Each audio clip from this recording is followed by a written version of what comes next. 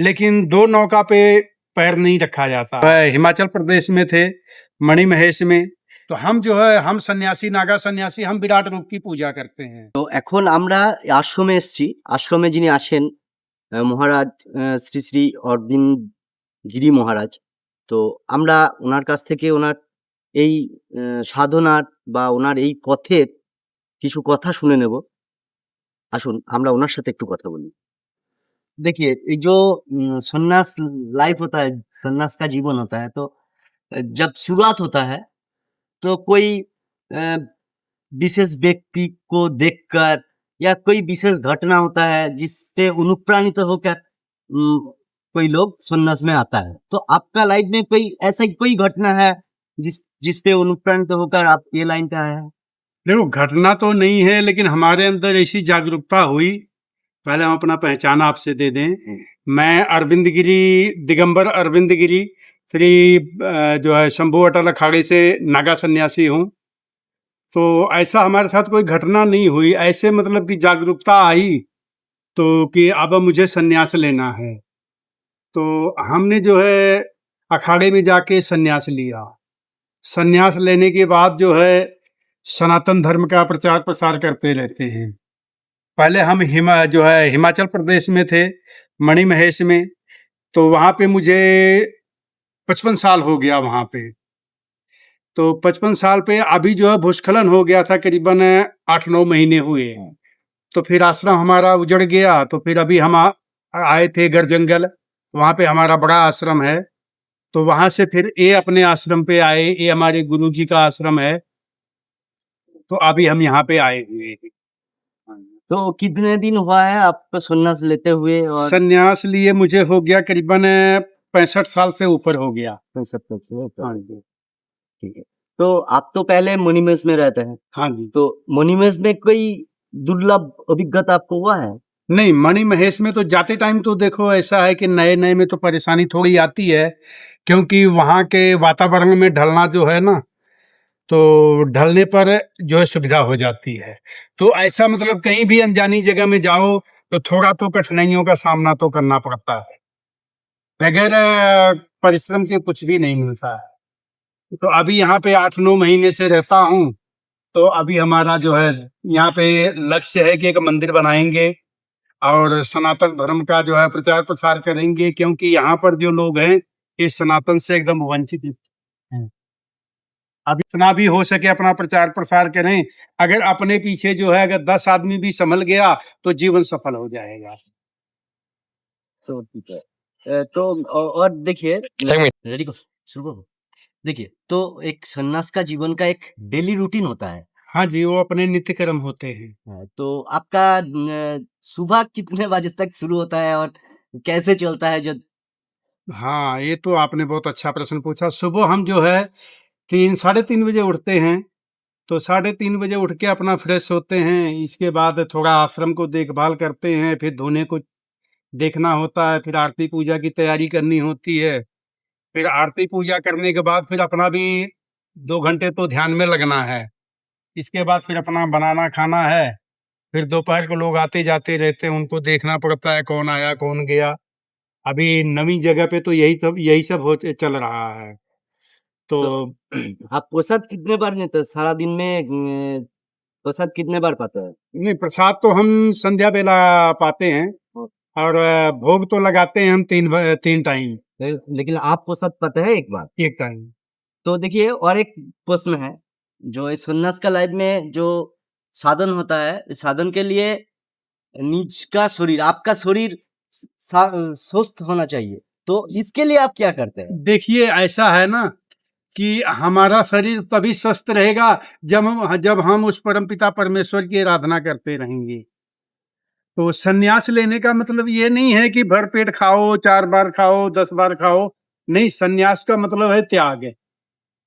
ये शरीर जब जब किसी सन्यासी का संस्कार हो जाता है तो ये शरीर उसका उसका नहीं रहता, क्योंकि उसने आत्मसमर्पण कर दिया है उसको। तो उस परमपिता परमेश्वर के नाम पे जब वो शरीर को समर्पण कर दिया है, अपना जीवन समर्पण कर दिया है, तो उसको संभालने वाला जो है परमपिता परमेश्वर अपने जो है भक्त की जो है संभाल करता है। तो सन्यास में हमने क्या किया, हम सन्यास में होता है कि सन्यास में त्याग बहुत ज़रूरी होता है। तो कितने लोग हैं सन्यास मतलब ऐसा लेते हैं कि घर पे बीवी बच्चे भी पालते रहते हैं सन्यास का भी, लेकिन 2 नौका पे पैर नहीं रखा जाता। अगर 2 नौका पे पैर रखेंगे तो नौका डूब जाएगी। तो इसलिए जब आत्मसमर्पण किया है उस परमपिता परमेश्वर को संपूर्ण रूप से, तो उसकी आराधना करो, बाकी सब उसके ऊपर फैसला छोड़ दो, जो करेगा वो अच्छा करेगा। वो कभी अपने बच्चे का बुरा नहीं करता। तो महाराज जी आप जो ये त्याग का बात किया है और 2 नाव पे पा देने का बात किया है, इसी से मैं 2 सवाल आपको पूछता हूँ। देखिए, ये जो परिस्थिति है ना गुस्सा, हिंसा, लोभ, एक आदमी इससे जाय कैसे पा सकता है? देखो हिंसा तो जो है ना, हिंसा तो पालना नहीं चाहिए, क्योंकि अगर उस परमपिता परमेश्वर की लगन में रहते हो, तो परमपिता परमेश्वर अपने आप ही तुम्हारा मन शांत करेगा। और साधु सन्यासी का अर्थ मतलब होता है ये कि साधु सन्यासी का मन जो है ना, एकदम कोमल होना चाहिए, फिर उनको सन्यास जो है मिलता है। तो फिर उस परमपिता परमेश्वर के राह पर वो चल सकता है। अगर हर कदम-कदम पे वो जो है गुस्सा करेगा या और भी कुछ करेगा, तो उसके लिए वो ठीक नहीं है। वो क्योंकि वो अपनी इंद्रियों को काबू नहीं कर पा रहा है, तो अभी वो सन्यास में सफल नहीं है। तो सन्यास में तभी सफल होगा जब वो अपने इंद्रियों को काबू कर लेगा, तभी वो इंसान सफल होता है। ठीक है और एक सवाल है मेरा जो मेरा सब्सक्राइबर है ना प्राय लगभग 50,000 सब्सक्राइबर है तो इसके लिए एक सवाल है देखिए एक गृहस्थ आदमी। गृहस्थ आदमी तो गृहस्थ आदमी तो चाहता है ना परम पिता का जो कृपा है उस पे बरसाए तो वो कैसे आपका साधन करेगा वो कैसे परम पिता के पास जाएगा देखिए, उसके पास जाने का बहुत सारे मार्ग हैं, क्योंकि वो घर का गृहस्थ इंसान जो है, वो घर का काम करके, बीवी बच्चों को देख के, उसमें टाइम निकाल करके, आधा घंटा जो भी उसका टाइम निकले, तो वो टाइम जो है उस परमपिता परमेश्वर के लिए समर्पित करते। तो आज नहीं तो कल उसको सतमार्ग मिलेगा, तो वो जो है आगे निकलता जाएगा।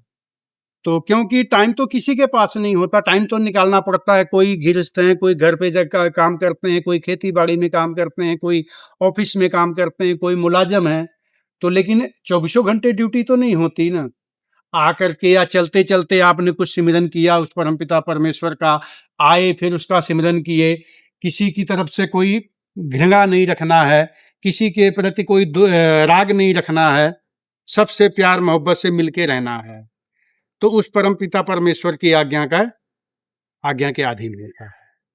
और जब कोई सिमरन नहीं करना, उस परमपिता परमेश्वर को याद नहीं करना, तो फिर तो ऐसे-ऐसे विचार बहुत सारे मन में आते रहते हैं।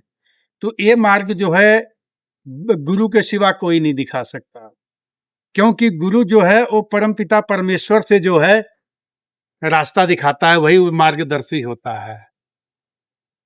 अच्छा अरे तो महाराज जी आपने अभी गुरु के बाद बोला गुरु मिलना चाहिए अच्छा गुरु मिलना चाहिए तो एक आदमी गुरु कैसे खोजे देखिए जो अभी जो परिस्थिति है ना तो अच्छा गुरु सदगुरु मिलना तो बहुत दिक्कत का बात है सदगुरु के पास पहुंचना वही बहुत दिक्कत का बात है तो सदगुरु मिले कैसे सतगुरु तो ऐसे मिलते हैं जब साधु की सत्संग करोगे, तो साधु के रूप में कहीं न कहीं गुरु जो है मिल जाएगा। लेकिन बगैर साधु का सत्संग किए बगैर कुछ नहीं मिलता। तो सत्संग करना बहुत ज़रूरी है। सत्संग में ज्ञान बहुत मिलते हैं।